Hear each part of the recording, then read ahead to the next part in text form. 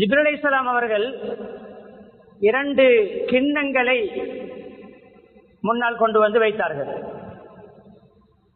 ஒன்றில் பால், இன்னும் ஒன்றிலே மது. நீங்கள் விரும்பியதை குடிக்கலாம். மதுபானம் ஹராமாக்கப்பட முன்னால் நீங்கள் விரும்பியதை குடிக்கலாம். முஹம்மது ஸல்லல்லாஹு அலைஹி வஸல்லம் அவர்கள், ஒரு மனிதனுடைய பகுத்தறிவு ஒன்று இருக்கிறது, நல்லது கெட்டதை அறியக்கூடிய ஒரு விளக்கம் இருக்கிறது.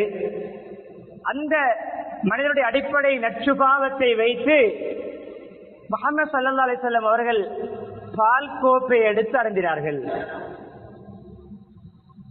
சொன்னார்கள் ஜிப்ரீல் அலைஹிஸ்ஸலாம் அவர்கள், ஹுதீத லில் ஃபித்ரா, உங்களுக்கு அந்த மனிதனுடைய இயல்பான நற்சுபாவத்தின் பால் வழிகாட்டப்பட்டிருக்கிறது. நீங்கள் மதுவை அருந்தி இருந்தால் ரவத் உம்மத்துக, உங்களுடைய சமுதாயம் அப்படியே வழிகட்டு போயிருக்கும்.